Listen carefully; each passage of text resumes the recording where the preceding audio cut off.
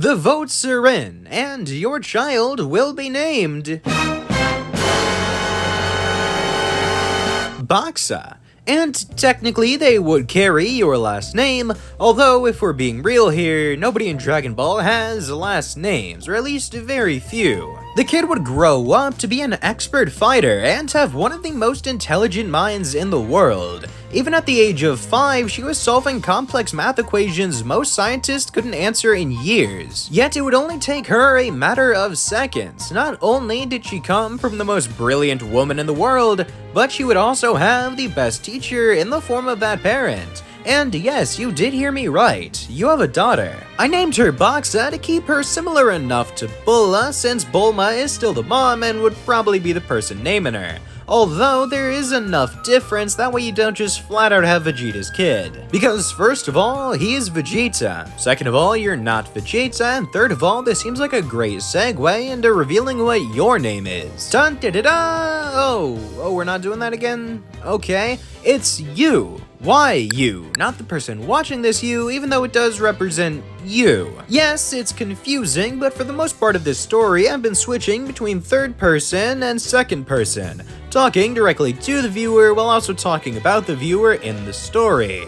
It's a bit complicated, so by naming the character Yu, a Chinese name, I can thereby validate everything I've said before this point. Acting like a narrator in an audiobook, I can talk directly to you while still referring to you but keeping a third-person omniscient narrative. I'm getting a little distracted. Let's get back to the plot. 5 years after having your first child, Kame House would decide to have a reunion. It's been half a decade since there were any major threats to the Earth, if not even longer, considering that Piccolo is completely reformed by this point. He might not consider himself a hero, but everybody around him does. And now he has the chance to prove it, as an evil force arrives on Earth looking for somebody named Kakarot. He would go from place to place, his key signature never staying at the same spot for more than a moment. He moves at lightning-fast speeds, and frankly, it's terrifying for anybody that can sense energy. He flies over continental lengths just to find Piccolo, who is currently the strongest person on the planet and the main suspect for this Kakarot fellow. Although after realizing that this guy has pointy ears and is also green, Raditz decides it's probably not his brother. He then goes to the second highest power on the planet, which this time turns out actually to be Goku, who is absolutely astonished seeing Raditz in front of him. He seems so familiar, although almost like a white fuzzy wall is blocking his memories, he just can't put a finger on who this guy is. But after Raditz gives the biggest exposition dump of all exposition dumps, Goku decides whoever he is, he's not a good guy, and decides to immediately try and fight him, but with a single knee to the stomach, doesn't turn out well. An important thing to mention is that Goku too has had a kid. His name is Gohan and he's about the same age as Boxa. Although realizing that this is a half Saiyan hybrid, Raditz decides to take him and run off, although you don't let him do that. With a single flick of the wrist, you would remove all of your weighted clothing, before then engraving on the very fabric of the universe itself the kanji for contain, creating a giant sphere of magical energy trapping everybody inside. Of course, Raditz would try and break out, although it's not going to be that easy. The force field might not be impenetrable, although it's pretty dang close. From the outside, anybody with mountain-busting power could break through, although from the inside, it's practically Kachi-Kachin. You tell the long-haired Saiyan to put Gohan down and he's free to go. Although, as long as the kid's in danger, Raditz isn't going anywhere. Raditz would get a grin on his face as he drops Gohan into the water below. Of course, Goku would swoop in and save his kid, although Raditz immediately launches in to try and grab you by the neck. His plan was to lob your head off with pure force alone, although you avoid this by teleporting out of the sphere. Raditz turns around to see you just outside of the glassy exterior, although you give him a wave before teleporting again to get Piccolo. Raditz does still have his hands full as the rest of the Z-Fighters are there and ready for action. Goku also would have reached his cannon power level by this point, meaning this isn't going to be easy for Raditz. Once you return with Piccolo, everything is really looking downhill, as he does still keep the same advantage he had over Goku in the last part. So just to keep track, we have a stronger tag team than in the original, with better synergy, a ton of other still pretty powerful fighters, as well as a magic user. Yeah, Raditz is taken down pretty quick. Once Goku and Piccolo have him restrained for long enough, you would put a charm over him, causing him to fall asleep. Then it's only a matter of getting the best technological mind on the planet, as well as a super powerful sorcerer, creating some of the most overpowered restraints in all of anime. All he can do is speak, and even then he's restricted to only tell the truth. He would explain everything that's going on, although exaggerating it a little bit just to make it seem more emotional on his part. Outright fibbing isn't allowed, although stretching the truth or maybe telling a slightly different side isn't against the rules. He thinks you're gonna kill him, so he would make sure to make you feel as bad as possible if you do it, although that's not exactly what you had in mind. Instead, you wanted to see if there were any more powerful people coming to the Earth looking to conquer it or whatever. More importantly though, you want to know just how many people he's killed. That way they can dictate whether or not they should get the Dragon Balls involved. You're not really sure if there's any drawback to using them, but on the off chance there is, you try and avoid them as much as possible. He explains that he only injured maybe 1 or 2 people. There was this farmer who was the first person he met on this planet and did try and shoot him, so Raditz simply returned the bullet to him. Other than that, and also kidnapping Gohan, or at least attempting to, he has a squeaky clean record. This means the Dragon Balls don't have to get involved, especially since the farmer with the shotgun probably had it coming, since his first instinct was to shoot the alien. The people you really need to worry about though is, my partners. Nappa and Vegeta, I told you about them, the scoundrels, evil, planet-conquering monsters! Yamcha would ask how strong they really are. I mean, you guys were able to take Raditz down lickety-split, so how tough could these other guys be? Raditz would laugh, calling him a fool, to which nobody would reject, although he says that the other Saiyans are tens of times stronger than even him. He says if they even want a chance taking down the weaker of the two, then they're gonna need his help. To which you would agree, although begrudgingly. You're not going to let him out of his restraints just yet. The group needs a bit more time to prepare before they're ready for round 2. Raditz would try saying that that's not the case at all. I mean, they're friends now, they have common goals, why would he try and fight them? But you punch Raditz in the arm, saying, sorry pal, but you're an awful liar. Raditz would estimate that the time it takes for Nappa and Vegeta to get the Earth would be about 1 year, which would be confirmed when those two very Saiyans would beep in on Raditz's scouter. They heard the entire conversation going down, and let's just say they're not too happy with their friend's desertion. In 1 year's time, Nappa and Vegeta will arrive on Earth and they will be out for blood. Raditz better flee, and any other people there with viable spacecrafts should probably do the same. Because once the two strongest Saiyans in the cosmos arrive on Earth, they won't be playing around. After only about 2 weeks of intense training, you would let Raditz out of his restraints. You're not sure that anybody would be able to take him down just yet, although he'd be better useful training alongside rather than just lying around. Raditz and Goku would immediately start sparring together, as not only are they brothers, but they're also Saiyan warriors, and whatever benefits one of them benefits both. They would begin tinkering with the Room of Spirit and Time with Kami's aid. Sure, they don't like the time limit too much, but it is still 10 times gravity, which is a pretty intense training environment, at least for Goku. Raditz had already gotten accustomed to it when he was a small child, although he would still be able to train with Goku while he grows, meaning that both of them would eventually reach the same 9,000 times power level by the end of the year. In fact, I would wager they go a little bit beyond that, probably to about 13,000 each. That might be a little generous, but some of you might think that's pretty low, considering just how intense their training would be. But keep in mind, they don't have all that long to train, at least compared to Goku in the original. That might sound insane considering Goku only got about 6 months of actual training on King Kai's planet, since he did have to cross Snake Way, although that in of itself was training. It's kinda like with Korrin's training in OG Dragon Ball. Not only are you climbing the tower to prove you're worthy of Korrin's training, but you're also getting stronger by just climbing the tower alone. But still, it's insane to say that people using the hyperbolic time chamber would be having less time to train than Goku in the original, but keep in mind, Goku was dead. He didn't have to sleep, he didn't have to waste time eating, although he probably did. He really could have just been 24/7 pure training. And knowing Goku, he probably did.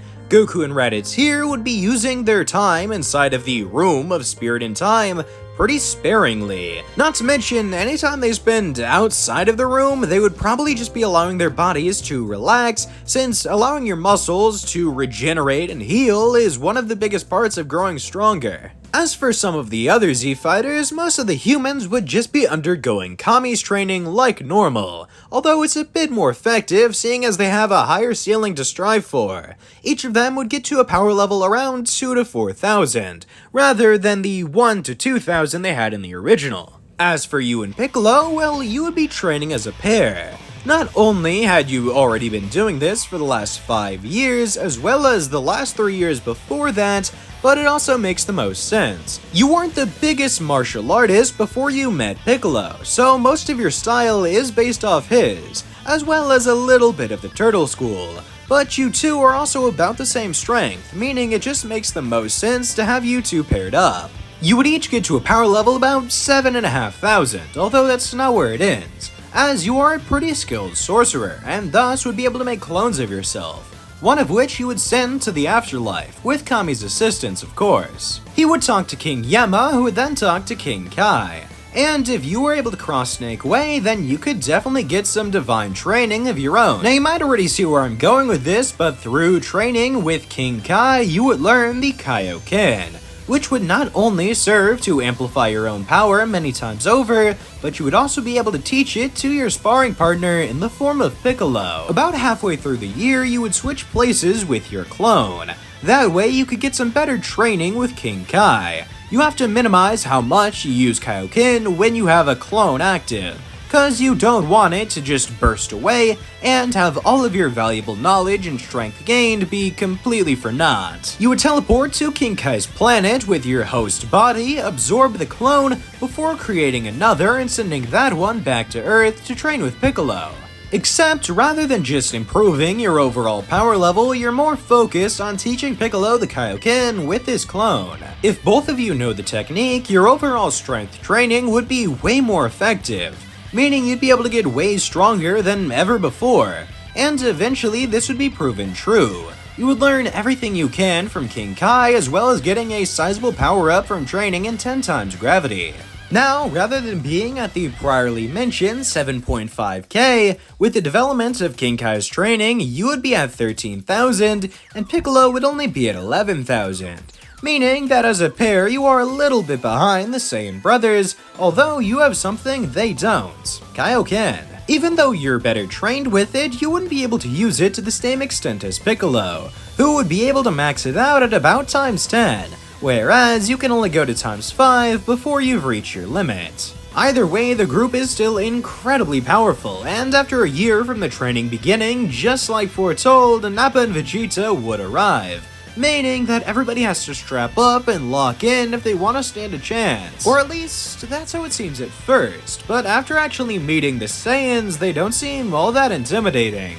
Sure, Nappa was able to flatten a city with a single hand gesture, but really anybody could have done that since King Piccolo, so it's not too intimidating. Alongside the fact that Nappa's only at a power level of about 4,500, and even Tien could take him out, as disrespectful as that is. Disrespectful to Tien to say even Tien could. I'm not saying that Nappa deserves any respect. He would be clowned on just like he was in the original by Goku, seeing as we have 4 Goku-level threats right here, right now. The battle would start off with Nappa planting some Cybermen, to which Raditz would easily dispatch of all in one fell swoop.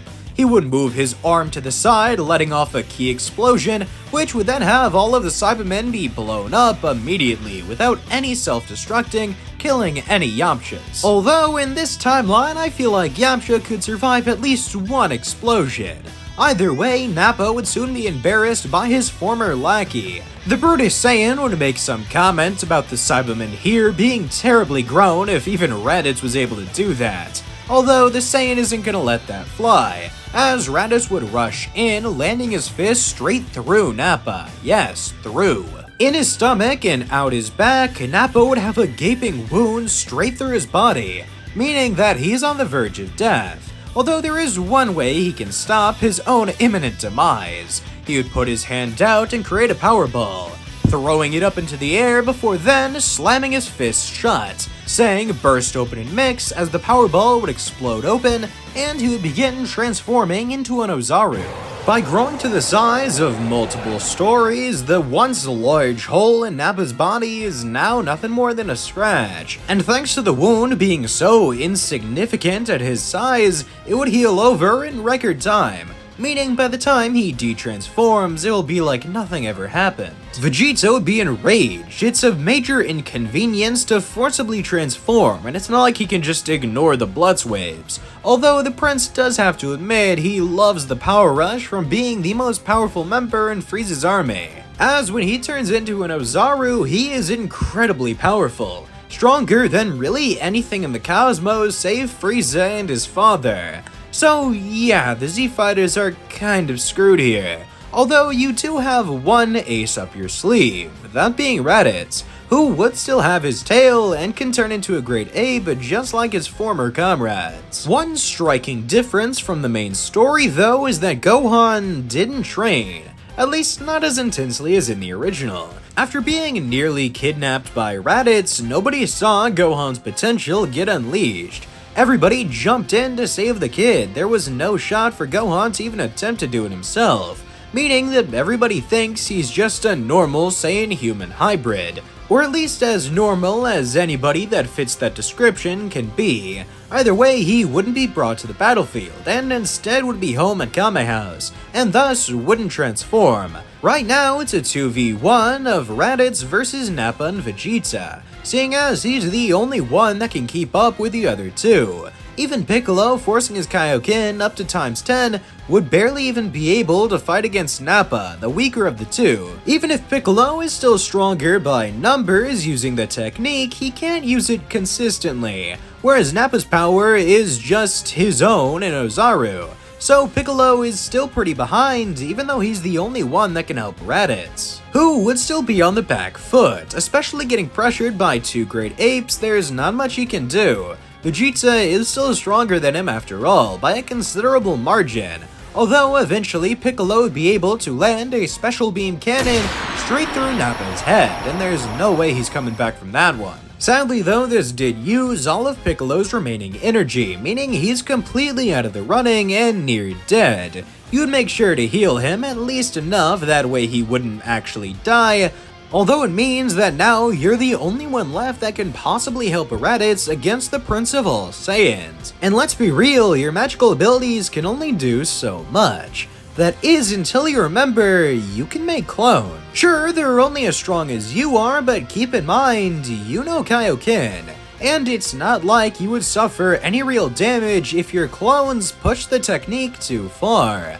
So you create several hundred, before then having each of them activate Kaioken ×5 and launch Kamehamehas directly at Vegeta.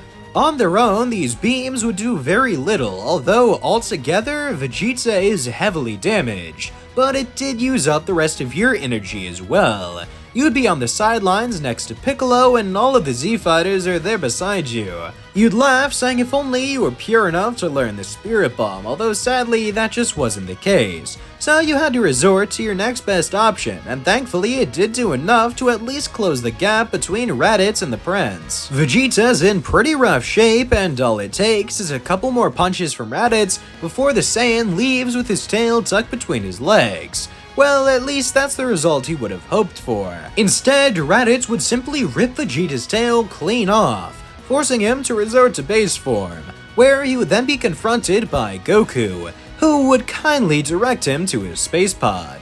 Especially with the trumped-up bloodlust of the Great Ape form, Raditz would have just wanted to kill the prince, although Goku suggests a more peaceful outcome, one where everybody gets to survive, and Raditz does get his revenge, at least to Nappa. This doesn't stop Raditz from sulking, as obviously he didn't actually get the kill on Nappa, although he is happy to know that he definitely wounded Vegeta's pride considerably. Bulma would arrive and take you back to Capsule Corp, that way she can patch you up, while everybody else returns home and begins theorizing on what they should do next. The Saiyans definitely weren't their biggest problem. Raditz knows about Frieza. But after everybody's back up to tippity-top shape and Raditz is able to communicate to the rest of the group just how screwed they might be, he has a brain blast moment. Frieza would have been listening in to all of the comms on everybody's scouters, and Vegeta knew about the Dragon Balls. It's one of the main reasons they came to Earth. So Frieza definitely knows about the Wish Orbs, meaning he's probably going to Namek. Well, either that or he's coming here, although considering that Vegeta didn't get his wish for immortality, Frieza's probably gonna believe that the Dragon Balls on Earth either are obsolete or are just too much trouble to get to. So Namek would definitely be a more viable option, since it's probably where the Dragon Balls originate from anyways. And if Raditz has all this information, then there's no doubt Frieza does as well, and this is definitely his plan. So everybody would begin pulling their resources and trying to find some way to get to Namek. It seems as if you have an intergalactic road trip on your hands, so pack your bags and get ready.